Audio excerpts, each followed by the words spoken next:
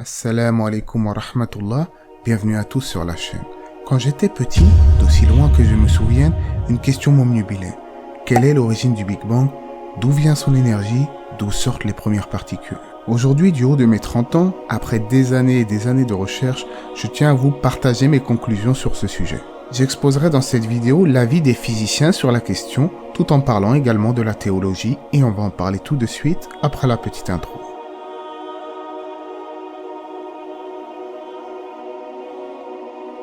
Avant de parler de l'origine du Big Bang, déjà, qu'est-ce que le Big Bang? Le Big Bang, c'est un modèle cosmologique censé décrire l'évolution de l'univers. Il a véritablement été accepté en 1965 avec la découverte du fond diffus cosmologique. Pour faire simple, l'univers était regroupé en un seul et unique point qu'on appelle la singularité. Au moment du Big Bang, l'entropie était nulle, c'est-à-dire que l'ordre régnait en maître. C'est d'ailleurs un argument fort qui vient à réfuter le soi-disant rôle du hasard dans cet événement. Soudain, l'expansion de l'univers va commencer, ce qui va libérer une énorme quantité d'énergie, d'où son nom, le Big Bang. Mais la grande et éternelle question, quelle est l'origine du Big Bang? D'où émane l'énergie qui a tout déclenché? Je ne vous apprends peut-être rien en vous disant que les scientifiques n'ont jamais réussi à répondre à cette question. Cependant, il y a quelques théories, d'où celle de la fluctuation quantique. Pour faire simple, en physique quantique, même en l'absence de matière, le vide possède une énergie de point zéro qui est fluctuante. Et cette théorie quantique dit qu'il y a d'autres formes d'énergie qu'on appelle des énergies du vide, des énergies quantiques. Tout ça, c'est des mots mystérieux, mais qui sont assez bien définis mathématiquement. Et que c'était la source d'énergie, c'est la transformation, à un moment donné, de cette énergie quantique en chaleur. Alors, qu'est-ce qui a fait passer de l'un à l'autre, ça c'est totalement inconnu. Mais ça colle assez bien avec la réalité de dire qu'au début il y avait une énergie de type quantique qui s'est transformée en chaleur et que ça a commencé. Ça reste toujours un peu flou, mais à peu près crédible. Donc, comme vous avez pu le constater, cette théorie nous renvoie encore à une nouvelle question, d'où vient l'énergie quantique qui en fait n'est pas rien. En effet, s'il y a des fluctuations quantiques ou des particules virtuelles, on rentre dans la physique et du coup ce n'est plus rien, c'est quelque chose. Donc, même le vide cosmologique a une énergie aussi basse soit-elle, ce n'est pas le néant absolu. Et puis on pourrait encore se poser la question, comme l'a fait remarquer ce physicien, comment l'énergie quantique a-t-elle pu d'un seul coup générer le Big Bang? Qu'est-ce qui est à l'origine de cette transition, de cette conversion en chaleur? Arrêtons-nous alors un instant. Si je commence à vous parler d'un Dieu créateur, certains vont se fâcher peut-être en disant « Ah voilà où il voulait en venir. Ces religieux, de toute façon, ils ont toujours réponse à tout. » Alors que nous, en science, on sait rester humble, on sait reconnaître ce qu'on ignore.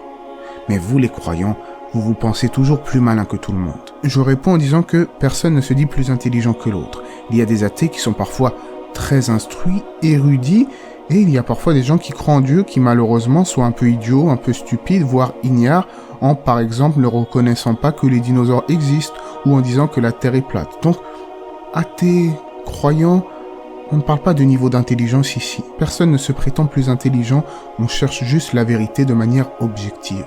Et donc, en toute objectivité, il faut admettre que la religion répond à nos questions existentielles, là où la science n'a pas réussi à trouver de réponse. Quelles sont les preuves, me dira-t-on? Eh bien justement, on parlait ici du Big Bang, ça tombe bien. Saviez-vous que cela était déjà mentionné dans le Coran il y a plus de 1400 ans? Aussi, on peut citer également la théorie du Big Bang, qui a été initialement proposée dans les années 30. C'est un modèle cosmologique qui nous explique plus ou moins qu'à l'origine, eh bien, il y avait une singularité à l'instant zéro de l'univers, une masse compacte, avant que ne commence l'expansion de l'univers. Allah dit dans le Coran, dans le sens du verset, « Ceux qui ont mécru, n'ont-ils pas considéré que les cieux et la terre formaient une masse compacte? Ensuite, nous les avons séparés et fait à partir de l'eau toutes choses vivantes. Ne croiront donc-ils pas ?» Comme l'indique ce verset, les cieux et la terre formaient une masse compacte avant d'être séparés. Quant à l'extension de l'univers, un autre verset évoque cela dans le sens du verset, « Le ciel, as-sama, nous l'avons construit par notre puissance et l'étendons constamment dans l'immensité. » Alors, certains pourraient me dire, c'est le hasard qui a fait que ce verset du Coran contienne une vérité scientifique. Le hasard, de toute façon, il est toujours brandi lorsqu'il n'y a plus d'argumentation possible. On en avait déjà parlé dans mon ancienne vidéo. rien n'est laissé au pur hasard. Mais si ce n'était que ça, si ce n'était que ce miracle, cette vérité scientifique qui parle du Big Bang. Le Coran regorge de vérités scientifiques. Et même si le Coran n'a pas pour vocation d'être un livre de science en soi, qui rentre dans tous les détails de disciplines diverses, il n'y a pas de mal à exposer les corrélations qu'il y a entre science et religion, cela afin de montrer le caractère divin de la révélation de Dieu. Si on veut encore continuer, parmi les vérités scientifiques du Coran, il y a le phénomène de l'halocline.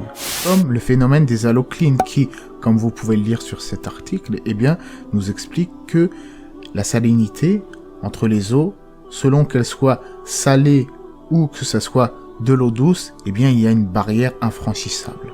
Ce phénomène est connu et cet article vient d'un site de référence de plongée sous-marine. Dans le Coran, il est dit clairement, dans le sens du verset, « Et c'est lui qui donne libre cours aux deux mers, l'une douce, rafraîchissante, l'autre salée, amère. Et il assigne entre les deux une zone intermédiaire et un barrage infranchissable. » Il y a également des vérités astronomiques. Le fait que la Lune n'a pas sa propre lumière, mais que c'est plutôt la réflexion de celle du Soleil sur cette dernière, comme dans le sens du verset. Il y a placé la Lune telle une lumière, Nouran, et le Soleil telle une lampe, Sirajan. Après, je pourrais continuer avec le miracle lié à l'embryologie, celui de la Lune, le miracle du Coran en soi, mais tout cela a déjà été plus ou moins évoqué sur la chaîne. Là encore, est-ce qu'on va raisonnablement parler de hasard avec tous ces liens? Ou va-t-on enfin admettre qu'il existe un créateur omniscient, omnipotent, qui a créé l'espace et le temps et nous a envoyé des révélations? Quelle qu'en soit votre conclusion, si vous avez tout de même appris des choses, ou si vous avez aimé la vidéo, n'hésitez pas à liker, à vous abonner. Alors bien sûr, qu'on soit clair, le but de cette vidéo n'est en aucun cas de dénigrer la communauté scientifique, bien au contraire. J'ai une admiration toute particulière pour l'astrophysique, c'est une science qui m'intéresse énormément depuis tout petit, donc du coup, cette vidéo était juste là pour clarifier les choses, pour bien expliquer l'origine du Big Bang selon la théologie. Allah c'est mieux, prenez soin de vous, que la paix et les bénédictions d'Allah soient sur le prophète, sa famille et ses compagnons.